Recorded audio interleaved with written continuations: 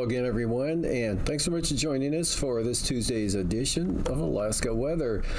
Up first, we've got some watch and advisory action going. Starting down there at Bristol Bay, that's a snow advisory.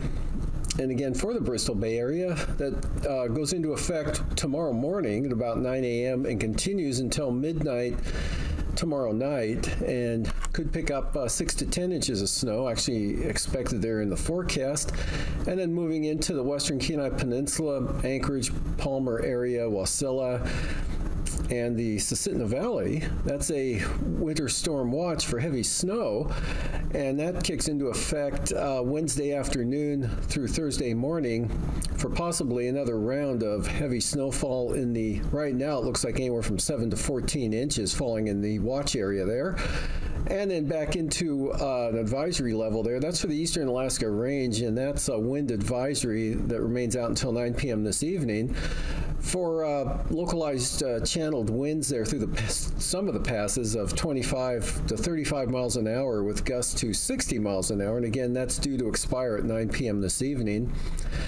And then there's a winter storm watch once again for the eastern interior there, east of Fairbanks, really for the upper Tanana Valley and 40 Mile Country. And that's in effect for a little later than the watch over south central Alaska, Wednesday evening through Thursday afternoon, looking for possibly 4 to 9 inches of snow there. And both those areas could become a warning zone later tonight and maybe even tomorrow. And for the satellite imagery, you can see some clouds moving northeastward there across the interior Alaska, kind of over the central interior eastward in toward Dawson, Whitehorse area, with kind of a frontal boundary there just south of the North Gulf Coast, bringing some light rain and snow. Rain at Yakutat, or snow at Cordova, and some moisture on down to Kodiak Island. Pretty light, though, with some rain over all of the southeast coast today, heaviest in the north there. And then back to the west, high pressure over St. Lawrence Island and the eastern Bering Sea, slowly moving inland ahead of another band of clouds, leading edge to some colder air coming out of the Russian Far East there, just west of the Pribilofs, and that cold air extending down into the western central Aleutians on the southern edge there. And then to the south, you can see the Cirrus Shield with the next system starting to spread moisture northeastward, and that's going to push a warm front, that warm frontal boundary there northward, and start to feed some moisture into it over the next day or so. Today, really weak low pressure area there near Montague Island, and warm front bringing some rain into the Panhandle. Amounts 0.4 of an inch down at Heidelberg in the last 12 hours, while Pelican to the north had about 0.9 of an inch of precipitation, and maybe around 1/4 of an inch for the Juneau area. Otherwise, rain fell in the Yakutat area with snow toward Cordova and into Prince William Sound, areas of light snow over the Kenai Peninsula, Cook Inlet, Manuska, Susitna Valley. Then another weak trough and low center there, as you can see, over the west central interior, slowly moving eastward. That brought some light snow to McGrath, already clearing out in the Bethel area. They picked up about 1 to 3 inches in the area down there before it ended late this morning, with clear skies now, temperatures falling down to around 10 or 12 degrees at mid-afternoon, with that same sort of pattern extending up across the Seward Peninsula, a few flurries along the northwest coast and areas of the central and western Arctic coast. But generally, that's an area of high pressure there over the eastern Bering Sea, ahead of the next trough out to the west there, a couple of low centers, one west of the Pribilofs, another one there up along the Russian coast, and then high pressure again out over the western Aleutians. Forecast for tonight, warm front starting to slowly lift northward. Will begin to spread increasing precipitation late tonight along the North Gulf Coast. Stays unsettled with rain or snow depending on your elevation over the Panhandle. Heaviest in the north, a little bit lighter down to the south. And then rain and snow for the Alaska Peninsula, Kodiak Island, all the way out to the eastern Aleutians, be more showery in that location. And then that trough shifting eastward, look for some snow and snow showers for the Pribilofs. Winds will stay light, and that'll extend up and push into the at least the western St. Lawrence Island area. And then and staying dry. You can see high pressure developing right over the center, right near the Kobuk Valley, and ridging southward there toward Kuskokwim Delta and the southwest coast. Another ridge out over the western Aleutians, head of a big storm farther to the west there. It's pretty much going to stay to the west, and we're watching that system, that frontal boundary begins to shift northward, kind of a wave there right over the Alaska Peninsula, and that's going to increase the snow over southern Alaska throughout the day. Early on there for Bristol Bay, again looking for 6 to 10 inches of snow for the day tomorrow, actually through Wednesday evening up until midnight tomorrow. Could see 6 to 10 inches there for Bristol Bay. Increasing snow south central Alaska and pushing up into the Susitna Valley to about the Alaska Range there. And then tomorrow evening for the eastern interior. But for tomorrow, high pressure, cold temperatures, Arctic coast into the northern interior, back down across the Yukon Delta, Seward Peninsula. Looks like most of the snow will stay through the Bering Strait, maybe clipping Kivalina, Point Hope, and Cape Lisborne, mostly in the afternoon. Possible light flurries along the western Arctic coast, but dry on the east side there. And that trough really washing out, maybe just some lingering snow showers possible there, mostly west of the Pribilofs as high pressure develops over the western Bering Sea. And that's going to hold that big storm there over the southern Kamchatka Peninsula out to the west. And then for the day on Thursday, actually the heaviest snow, bulk of the moisture comes through southern Alaska tomorrow night. Another repeat like we saw, the kind of going to be around 3 here of the significant snowfall, heavy snowfall. And it'll start to taper off on Thursday through the afternoon, but lingering light snow, northern Cook Inlet, Kenai Peninsula, Turnagain, Kinnick Arms, Madanuska Valley, starting to end over the western Susitna Valley. And enough gradient there over the eastern Alaska Range. Could be some blowing snow northway, maybe into the northern Copper River Basin, possibly Paxton. Could see some blowing snow with gusty northeast winds, but clearing lighter winds and much colder over the western interior, as well as the northern interior, with maybe some flurries along the northwest coast and the central Arctic coast. But you can see the Bering Sea under the influence of that Arctic high, just north of the Bering Strait there. So mostly clear skies, kind of breezy northeast winds and colder temperatures, and that ridge extends right down over Adak there for a pretty nice day in that area. Rain and snow showers for Atka, and then some rain and snow for the eastern Aleutians, Alaska Peninsula along that warm front that's pushing another round of moisture northwestward actually into that area. Chance of rain or snow showers for Kodiak Island, and rain and snow likely for the North Gulf Coast, with snow developing over all of Prince William Sound in the afternoon as the colder air drops southward there as that weak low center starts to track off to the northeast. Rain and snow northern panhandle, but the southern half of the southeast coast will be mostly dry. Looking at low temperatures for tonight in the 30s for the Panhandle, a little below zero for the Madanuska Valley and the Copper River Basin, otherwise teens. South Central Alaska, upper 20s though, Seward, Homer, Seldovia, mid-30s, Kodiak Island in the teens for Bristol Bay. Highs tomorrow, mid-20s to lower 30s for Bristol Bay, 0 to 20 for the Kuskokwim Valley.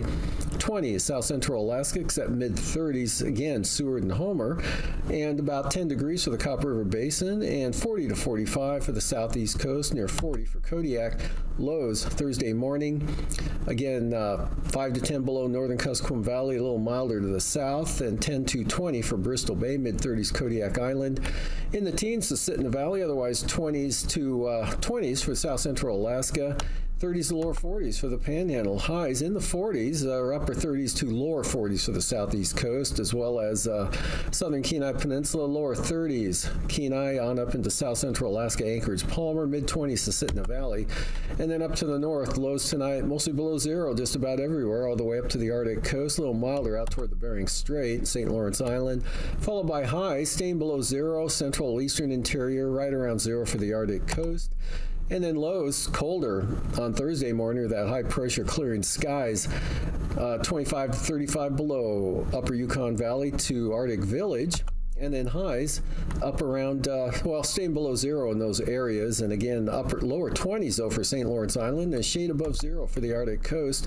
Out to the southwest, 5 to 15 for the lows tonight along the southwest coast. Otherwise, upper 20s to lower 30s. Highs tomorrow in the 30s, colder along the southwest coast, followed by lows, 5 to 15 southwest coast, near freezing for Adak and Atka.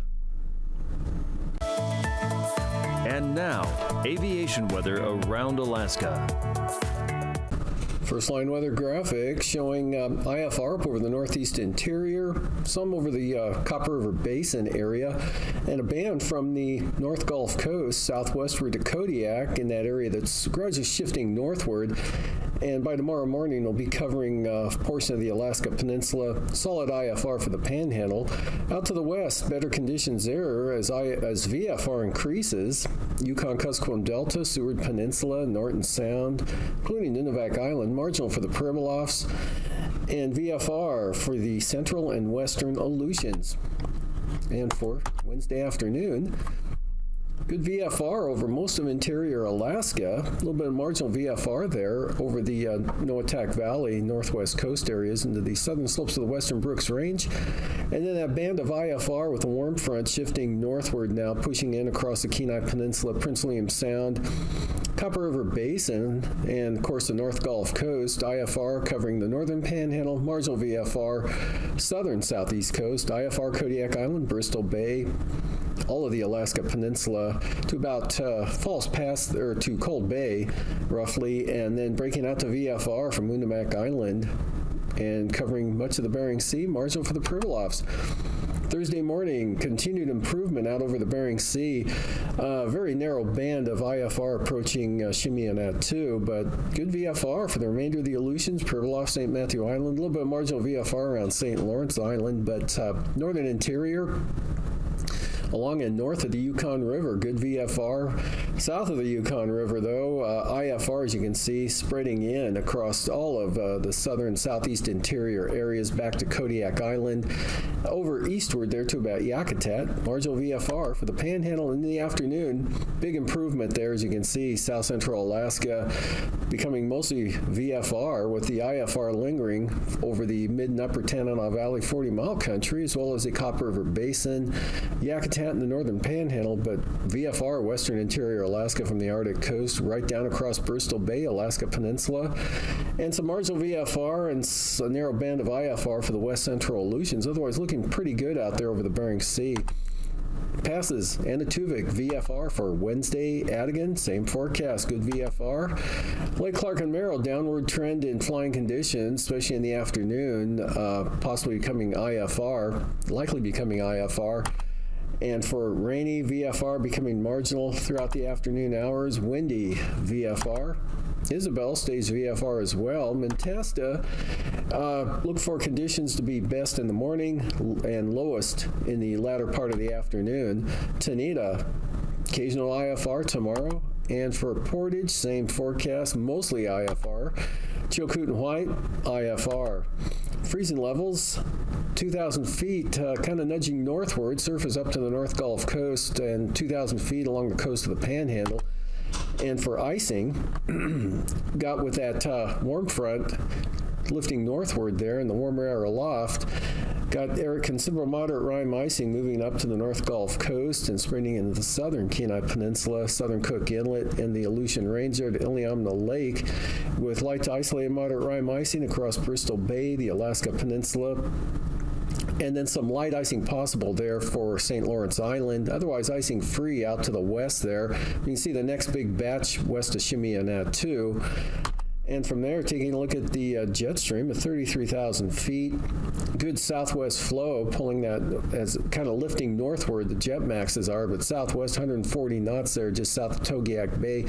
West-southwest 100 to 150 knots over the southeast interior areas. So disturbances developing there over the Aleutians, eastern Aleutians, will be moving quite rapidly to the north and northeast. 9,000 feet, 90 knots, southwest winds, Kodiak Island, turn westerly 75 knots into the northern Panhandle. Westerlies at about 50 knots for the Arctic coast there, and then northerlies turn northeast at about 50 to 70 knots for the central Aleutians and the Bering Sea. And at the 3,000 feet, easterlies 50 knots there, just west of the Yukon River, west 35 knots along the western Arctic coast, and 60-knot winds now starting to approach Kodiak Island, southwesterlies at about westerlies at 35 knots into the Panhandle. Turbulence, moderate turbulence, western Alaska Peninsula to Adak, as well as Kodiak Island, increasing along the North Gulf Coast, Panhandle, and the west central interior.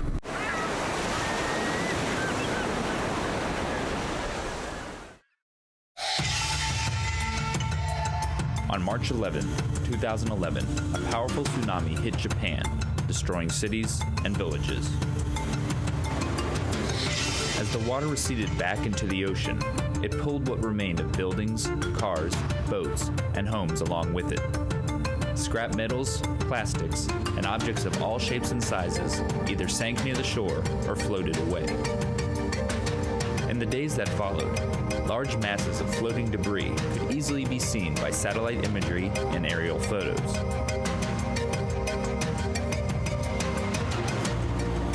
In the wake of this disaster, NOAA is assessing the potential impact that the debris may have on U.S. shores. So, where will this debris go, and when will it get there? To help answer those questions, scientists are using computer models to estimate the debris' path, using its starting location in the tsunami zone and historical weather and ocean conditions. The findings are that some debris could pass near or wash ashore in the northwestern Hawaiian Islands as early as this winter. Debris may also approach the west coast of the United States in 2013 and potentially circle back to the main Hawaiian Islands in 2014. But scientists caution that there are limitations to what computer models can tell us, now that the debris has moved out of satellite view, and with currents and winds in the Pacific constantly changing, there is no guarantee that the debris will stay on the predicted path. Items will sink along the way, or break up and disperse in many directions. Despite these unknowns, NOAA and its partners are collecting data, assessing possible impacts, and making preparations in case debris does wash ashore. The 2011 tsunami in Japan reminds us that the devastation that happens on land can also become a marine debris issue at sea. Imagine all of this underwater. In a major tsunami, it could happen. In this part of Washington state, it's happened before, hundreds of years ago. Sometime in the future, it will likely happen again. But we can be ready. If a tsunami strikes, this school will provide a place for people to ride it out above the waves. We're in Westport, Washington, and right behind me is the very first tsunami vertical evacuation center in the United States.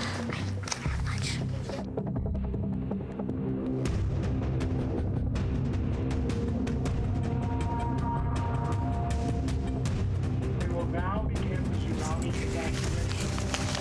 This is an emergency. Please run to the nearest exit. Let's go. Go to the stair tower and proceed up the stairs. Tsunamis are a potential hazard for low-lying coastal areas.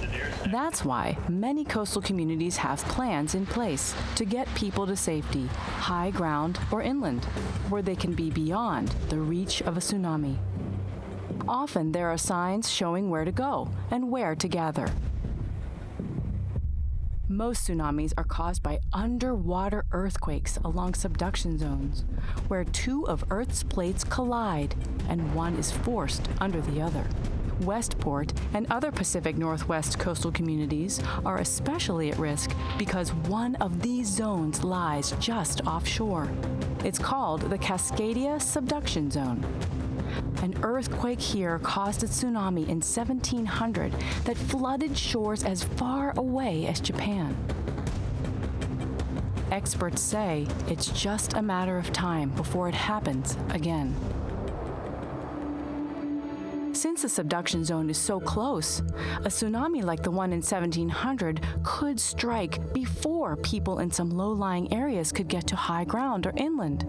And Westport doesn't have a lot of high ground or easy routes inland. If we get an earthquake or a tsunami, we're going to get a lot of water in the area really quickly, and we needed a place to go. So our community built this brand new school, and above our gym and cafeteria, we have a roof. And so the idea is that we'll get all of our students up, and anybody from the community who needs to get up, they can get up there as well. Costa Elementary School might seem like a normal school, but look more closely. It's engineered to withstand monster waves. Tsunami vertical evacuation shelters must be able to resist the powerful forces that a tsunami brings. Hydrodynamic, buoyant, hydrostatic, and debris impact forces and strong currents. They're also designed to help people get to safety quickly. There are 4 big staircases on each corner of the building, and each one of those staircases is 8 feet wide, and we can get the whole school evacuated in about 4.5 minutes. Everybody should be at 0. On the roof of the building, there is water and food and buckets and shelters and tarps and blankets and different things so that we can be up there for 2, 3, maybe 4 days while we wait for rescue. You can go to the top and you know you'll be safe. It feels really nice to have a special building because you feel protected. This community decided that a tsunami evacuation center was important because they didn't have anywhere to go, and they decided to use their money to build the building. The additional cost is anywhere between 10 and 20% of the actual building cost itself. And that's really a sound investment for a lot of protection. You may be there a while, but you're safe and you're secure, and that's the most important thing.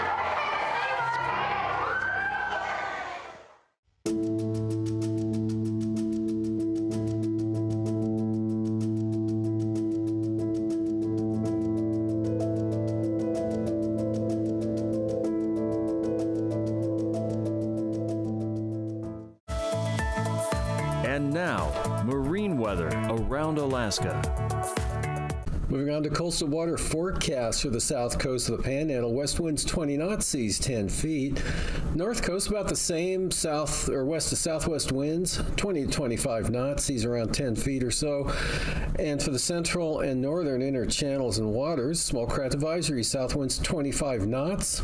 And for Clarence Strait, southeast winds 15 knots, seas 3 feet. And moving on to Thursday. For the south coast there, north or west to northwest winds at 20 knots. Small craft advisories on the north coast for west to southwest winds at 25 knots. Lynn Canal, south winds at 20 with 4-foot seas. Stevens Passage, southeast winds at 20 with 4-foot seas. And northwest winds 15 knots for Clarence Strait. Prince William Sound, Wednesday, northeast winds 15 knots. Central or the North Gulf Coast, south to east winds 20 to 25 knots, seas just under 10 feet. Small craft advisories for the Barren Islands, southeast at 30 knots, and gales for Kamishak Bay for northeast winds at 35 knots. Cook Inlet, north winds 20 to 30 knots with 6 to 9 foot seas. And for the day on Thursday, northern Cook Inlet, light northeast winds at 10 knots. Southern Cook Inlet, northeast at 25. Same thing for Kamishak Bay.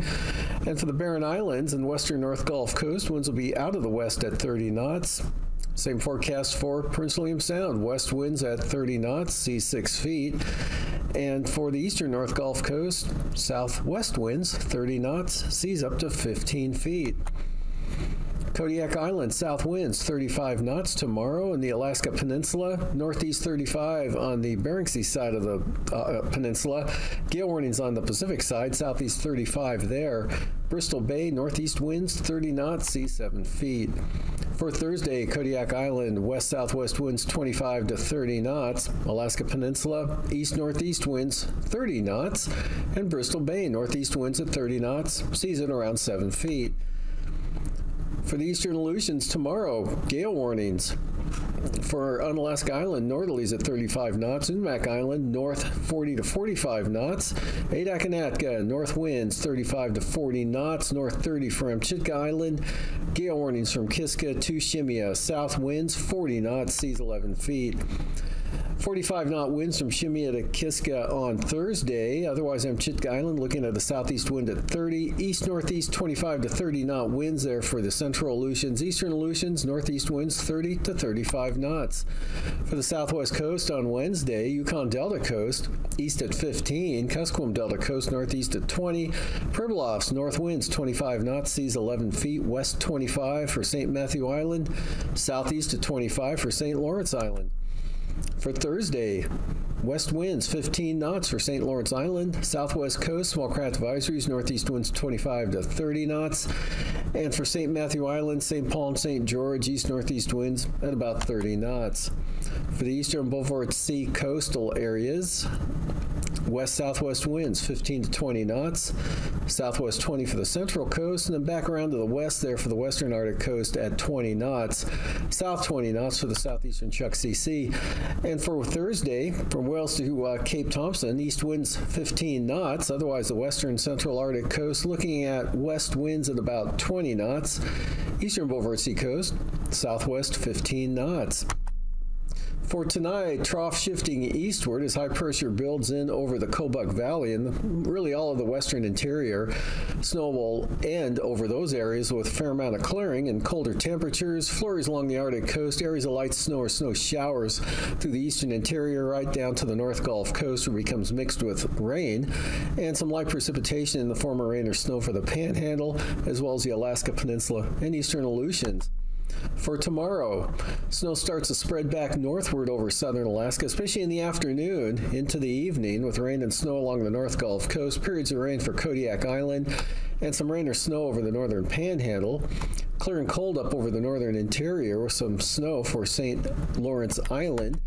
And then on Thursday, snow tapers off, cold and clearing to the west there, with Cook Inlet clearing out in the afternoon, slowly ending snow for northern Cook Inlet and the Mananuska Valley. Copper River Basin could see some blowing snow, but areas of snow from the eastern Brooks Range area all the way down, especially for the eastern interior areas into the Copper River Basin, and chance of rain or snow over the northern Panhandle. Otherwise, pretty dry over the southern Panhandle, and the next system staying out to the west. These forecasts are for planning purposes only. Call 1-800-WX-BRIEF for a formal pre-flight briefing. Always file a flight plan before you go flying. The U.S. Coast Guard Auxiliary urges you to leave a float plan with a friend or the harbor master before you go boating.